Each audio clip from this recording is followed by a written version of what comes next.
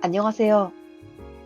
나만의 일을 만드는 분들이 더 많은 고객을 만날 수 있게 도와드리는 전자책 에디터 V입니다.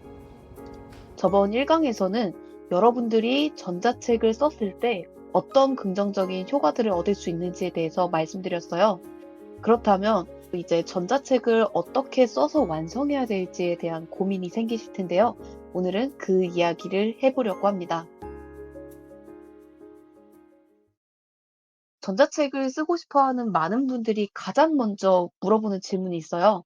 그건 바로 전자책 분량인데요. 아마 이 영상 보고 계신 여러분들도 전자책 분량은 몇 페이지나 써야 될까 고민하고 있는 분들 계시겠죠? 이 부분에 대해서는 여러분들이 어디에서 팔고 싶은지에 따라서 다르다라고 말씀을 드릴 수 있을 것 같아요.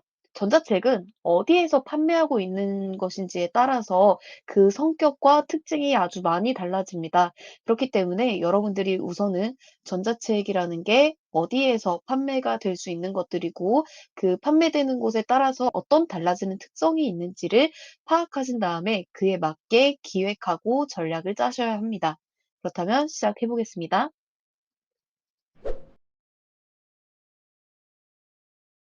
우선 여러분께서 어떤 전자책을 써볼지 그 부분에 대해서 먼저 생각해 보셔야 돼요. 전자책이라는 말이 참 많이 혼용이 되고 있습니다. 제가 6년 전에 전자책 출판이라는 걸 시작할 때는요, 서점에서 판매되는 전자책, 그러니까 대부분 종이책을 전자책 버전으로 만들어서 판매하는 것, 이런 것들이 사실 주를 이뤘습니다. 그런데 요즘은 PDF로 만든 소책자, 그러니까 PDF 파일을 가지고도 전자책이라고 부르는 사람들이 늘어나기 시작했죠. 그러다 보니까 이제 PDF 전자책이라는 말이 생겨나게 되어서 이 두 가지가 혼용이 되고 있습니다. 그런데 이 두 전자책의 특징이 많이 달라요. 그래서 이 부분에 대해서 하나씩 짚어보고 가도록 하겠습니다. 일단 초보자분들께는요, 서점에서 전자책 내보시기를 추천해 드립니다. 서점 전자책이라고 간단하게 말씀을 드릴 건데요. 교보문고, 예스24, 알라딘 이런 곳에서 팔리게 됩니다. 서점 전자책은 ISBN이라고 해서 사람의 주민등록번호와 같은 일련 번호가 붙게 되는데요. 이것을 받아서 정식 도서로 인정된 것들입니다. 이 책을 판매하게 되면 여러분들이 알고 있는 주요 서점들에 입점이 되고 또 네이버에서도 검색이 잘 되는 편인데요. 이 전자책을 냈을 경우에는 네이버 익명 등록도 할 수가 있습니다. 그래서 네이버에 내 이름을 쳤을 때 여러분들이 등록을 해 놓은 프로필 사진과 여러분의 이력, 경력, 정보 같은 것들이 뜨면서 다른 사람들이 여러분의 이름만 검색해 봐도 여러분이 어떤 사람이구나, 어떤 전문가구나라는 거를 쉽게 알 수가 있어요. 이 익명 등록은 서점 전자책을 내신 분들만 신청 가능하다는 점 알아주시면 좋을 것 같아요. 그리고 서점 전자책의 장점을 꼽자면 내가 열심히 홍보하지 않아도 어느 정도는 팔리는 수량이 있다는 겁니다. 사실 온라인에서 파는 것들의 문제점이 뭐냐면요.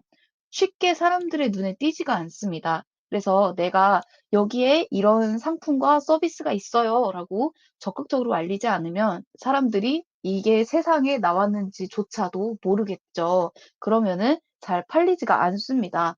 그래서 특히 크몬 같은 곳에 내가 전자책을 만들어서 올려두면 누군가가 보다가 사겠지라고 생각하시는 분들이 있는데 전혀 그렇지가 않습니다. 아무 일도 일어나지 않는 책들도 많이 있어요. 그런데 이 서점 전자책 같은 경우는 전자도서관이라는 것이 있습니다.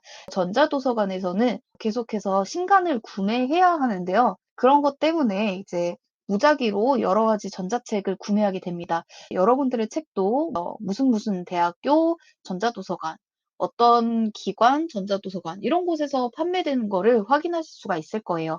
그래서 여러분들이 서점에 전자책을 내신다면은 아무래도 절대로 매출이 안 날 일은 전혀 없다는 거. 그리고 이제 제가 유튜브에다 예전에 전자책을 서점에 쉽게 올리는 방법에 대해서도 노하우를 드렸던 적이 있는데 그때 등록하신 분들도 못해도 5권 이상은 팔지 않으셨을까 생각이 듭니다.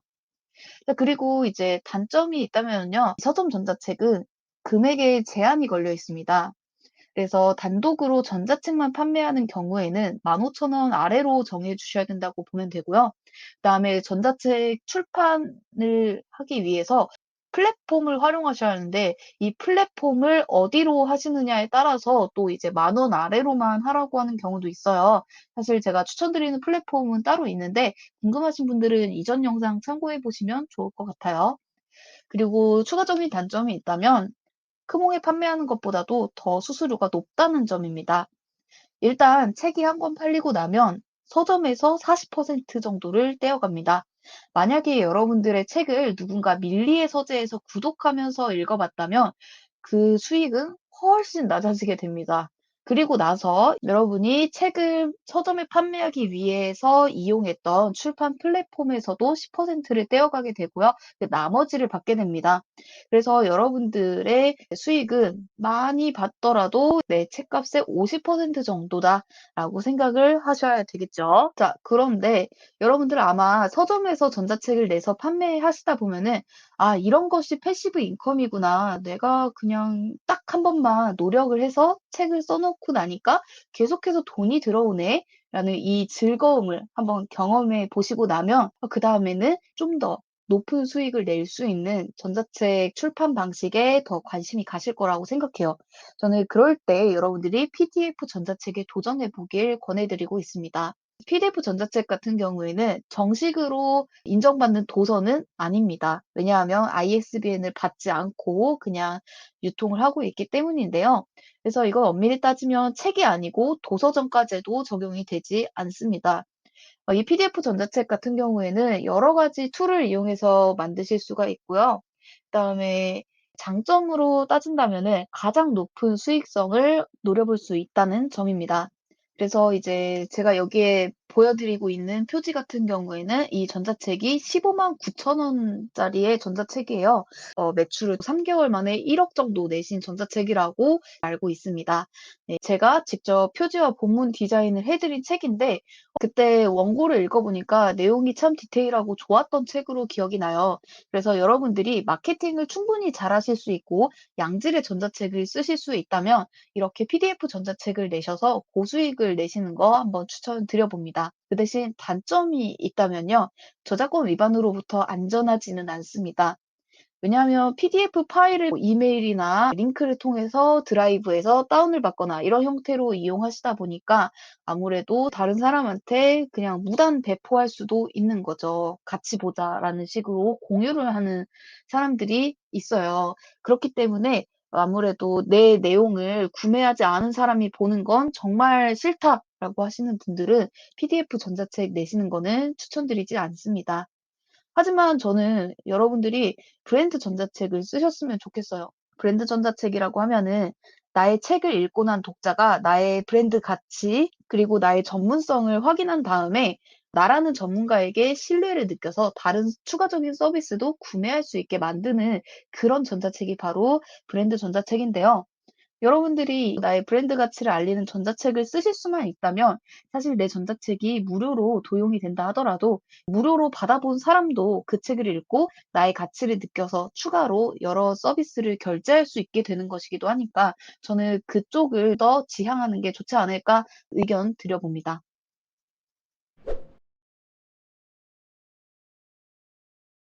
저는 전자책을 만들어 드리는 사람이에요.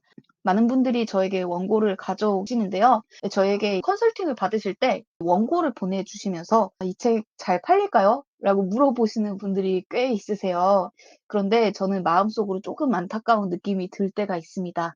왜냐하면 전자책이 잘 팔릴지에 대해서는 전자책 원고를 시작하기도 전에 결정이 나기 때문입니다. 그래서 여러분들이 진짜 돈 버는 전자책을 쓰려고 하신다면 기획을 잘 하셔야 된다라고 말씀드리고 싶어요.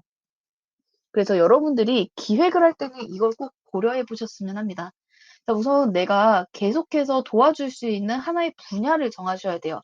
내가 어느 분야의 전문가가 될 것인가, 그것에 대해서 정해 보셔야겠죠.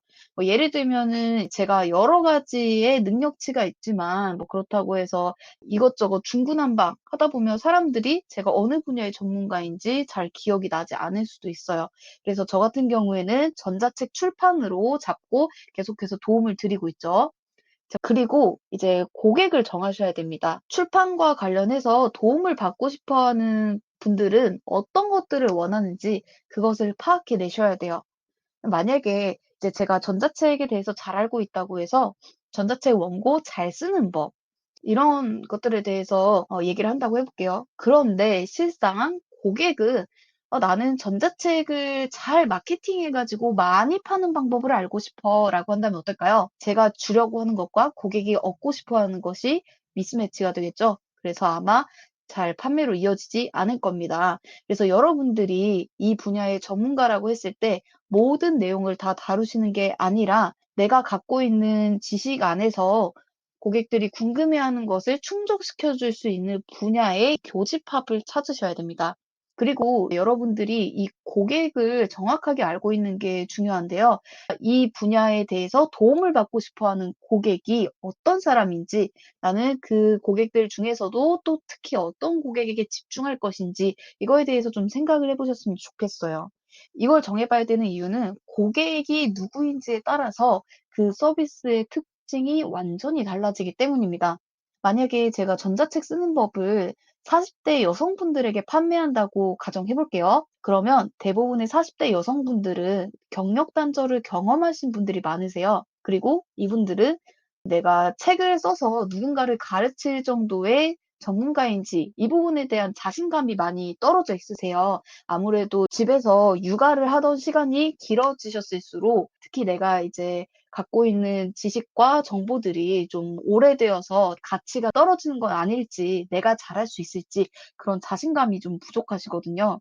그래서 저는 이제 이런 40대 여성분들을 위해서 이분들에게 필요한 건 본인의 노하우를 잘 정리하는 것뿐만이 아니라 자신감이 필요하다라고 생각이 들었어요. 그래서 이분들이 책을 쓰기 어려워한다라고 하면은 이분들이 자연스럽게 원고를 채워서 책을 내보고 일단 책을 출간해서 자신감과 성취감을 얻으실 수 있는 게 중요하다고 느꼈죠. 그래서 매일매일 미션을 드리고 그 미션이 15일 동안 진행이 돼서 완성되면은 서점에서 내 전자책을 만나볼 수 있게 이렇게 프로그램을 구성을 했습니다. 그런 식으로 만들었던 게 보름책 쓰기였고 이걸 셀프 챌린지 형태로 다듬어서 더 많은 분들이 함께할 수 있게 도와드리고 있습니다. 자, 그런데 제가 유튜브를 하다 보니까 저의 유튜브 구독자분들은 뭐 50 대, 60대 남성분들이 많으시더라고요. 그런데 제가 생각했을 때 50-60대 남성분들이라면 지금까지 해왔던 일에서의 커리어가 상당할 걸로 추정이 됩니다. 그러면 이런 분들 같은 경우에는 자신이 일하던 분야, 이 전문 분야에서 온라인에서는 쉽게 찾아볼 수 없는 그런 팁 같은 것들이 많이 있으실 거란 말이죠. 그런 것들을 잘 정리해서 전자책으로 내시기만 해도 상당히 가치 있는 책이 나올 수 있다고 생각을 합니다. 그렇다면 이런 분들에게는 바로 수익화를 낼 수 있는 전자책을 기획하는 걸 도와드리고 집필을 해서 완성하고 출간하실 수 있게만 도와드리면 되겠죠. 이런 식으로 제가 지금 말씀드렸던 것처럼 고객이 40대 여성이냐 50대 남성이냐에 따라서도 엄청나게 차이가 난다는 거 알 수가 있습니다. 그러면 그 여러 종류의 고객이 있는데 어떤 고객에게 집중할 것인가? 이거는 여러분들이 그런 고객들을 만나보셨을 때 내가 가장 보람을 느끼고 기쁘게 일할 수 있고 특히 성과가 잘 나게 도와줄 수 있는 고객에게 집중하신다면 여러분들이 더 오랫동안 만족하면서 일하실 수 있다고 생각합니다. 기획을 완성하셨다면 이 내용을 토대로 목차를 작성하셔야 됩니다. 저는 여러분들이 목차는 두 번에 나눠서 작성을 하셔야 한다고 보는데요. 우선 1단계입니다. 여러분들이 원고를 집필하기 이전에 어떤 콘텐츠들을 담아야 할지 구상하는 단계예요. 이때는 내가 어떠어떠한 내용을 쓸 것이다 라고 적어 놓는 가이드 같은 역할을 해주기 때문에 딱히 여러분들이 더 기발한 제목, 읽어보고 싶은 제목 이런 것이 되기 위해서 카피라이팅에 신경 쓰실 필요는 없습니다. 그리고 이제 2 단계로 넘어가면 여러분들이 원고를 다 작성하신 다음에 이제 판매를 하셔야 되잖아요. 사실 독자가 전자책을 구매하는 데 있어서 목차가 미치는 영향이 상당히 큽니다. 그렇기 때문에 독자의 구매 의욕을 높여주는 카피라이팅을 적용하는 단계가 바로 2 단계라고 볼 수 있겠습니다. 이렇게 2 단계에 거쳐서 목차를 완성해 주시면 됩니다. 그다음으로는 원고를 집필하셔야겠죠. 목차 구성을 미리 서론, 본론, 결론 이런 식으로 흐름을 구상해 두고 쓰시면은 여러분들이 훨씬 더 빠르게 완성을 하실 수가 있습니다. 아래의 예시는 제가 출판 코칭을 통해서 1대1로 직접 목차를 짜 드리는 그런 케이스인데요. 그중에 일부를 가져와 봤어요. 저는 이런 식으로 꼭지 제목을 적어 두고 이 한 꼭지에서 꼭 반복해서 강조해서 말하고 싶은 핵심 메시지가 무엇인지를 적어 둡니다. 그리고 이 핵심 메시지를 강조하고 설득하기 위해서 서론에서는 어떤 재미있는 이야기로 사람들의 관심을 끌 것인지, 본론에서는 이 핵심 메시지를 사람들이 납득하기 위한 논리를 전개하고요. 결론에서는 핵심 메시지를 강조하는 형태, 이런 식으로 작성하는 것이 논리적인 흐름이라고 생각이 듭니다. 그 다음에 우리가 단순한 전자책을 쓰기보다는 브랜드 전자책을 쓰는 게 좋다라고 말씀을 드렸어요. 여러분들이 이 브랜드 전자책을 써야지 단순히 책 한 권의 판매에서 그치는 게 아니라 그다음 서비스, 더 객단가가 높은 서비스까지 판매를 진행하실 수가 있는데요. 여러분들이 이런 전자책을 쓰시려면 내가 이 노하우를 정리하기까지 어떤 노력들을 해왔고 나는 얼마나 전문성을 갖추고 있는 사람인지가 중간중간에 어필이 되어야 합니다. 그렇다고 해서 뭐 한 페이지를 할애해 가지고 나에 대한 자랑을 길게 늘어놓으라는 건 절대 아니에요. 여러분들의 원고에서 나의 스토리텔링을 하거나 뭐 고객들의 사례를 넣어주면서 자연스럽게 껴넣으셔야 됩니다.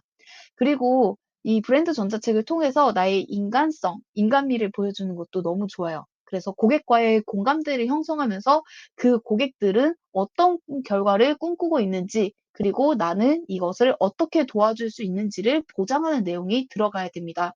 예를 들면 제가 전자책 출간해서 판매하는 방법을 알려드리고 있지만 사실 저의 노하우를 결제하시는 분들은 아마도 전자책을 써서 출간하는 것 자체가 목적은 아니실 겁니다. 내가 서점에 책을 출간한 작가가 되는 것, 이것이 그분들이 꿈꾸는 결과일 수도 있고요.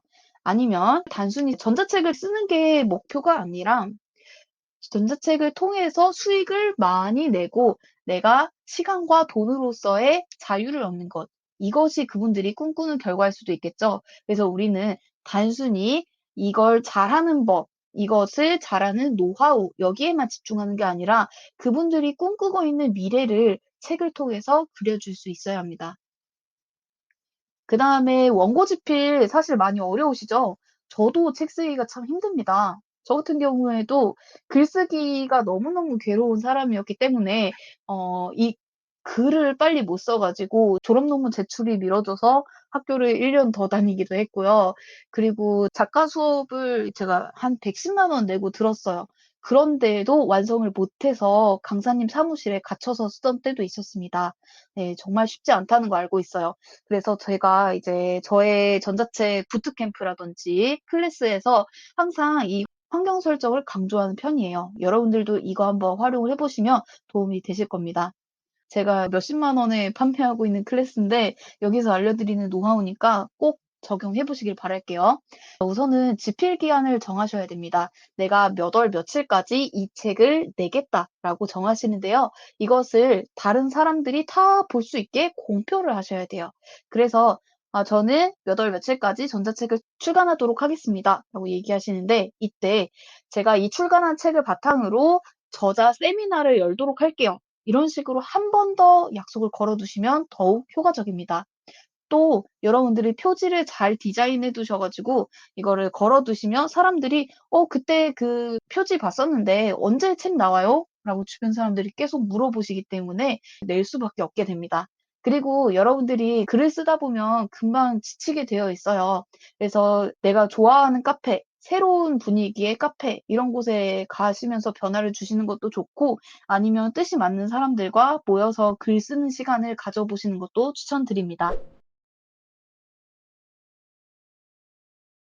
이제 책을 다 완성했다면 여러분들 전자책을 편집하셔야 되는데요. 편집은 간단히 설명하자면 책이라는 매체로서 가지고 있는 특징들이 있잖아요. 아무래도 논문이랑 책은 그 형태가 좀 다르겠죠. 그리고 책을 판매할 플랫폼에서 요구하는 사항들이 있게 마련이에요. 뭐 예를 들면 서점에 올릴 때는 이런 것들을 조금 지키는 게 좋고, 크몽에서는 특히 글자 크기, 줄 간격 같은 것들을 세세하게 요구하고 있습니다. 이런 것들에 맞춰서 다듬는 것이 가지 편집이라고 보시면 되겠는데요. 이 편집 단계에서는 여러분들이 우선 퇴고를 하셔야 됩니다. 글씨를 고치고 문장을 어색하지 않고 매끄럽게 다듬는 걸 퇴고라고 하는데요. 이 퇴고를 여러 번 거쳐서 탈고를 하시면 됩니다. 탈고는 이제 더 이상 원고를 고치지 않겠다라는 뜻이라고 봐주시면 돼요. 자, 그리고 나서 이제 본문을 꾸며줍니다. 오른쪽에 있는 게 저의 셀프 브랜딩 총론 전자책인데, 저는 당연히 돈 받고 디자인을 해드리는 사람이다 보니까 아무래도 좀 신경 써서, 특히 종이책과 같이 신뢰감이 느껴지는 이미지로 꾸미는 게 좀 중요하다고 생각을 해요. 그래서 저는 인디자인이라는 프로그램을 활용해서 작업을 하고 있지만, 한글에서도 충분히 디자인할 수 있는 요소들은 많이 있습니다. 그래서 여러분들이 그런 한글의 기능을 잘 익혀서 꾸며보시면 좋을 것 같고요.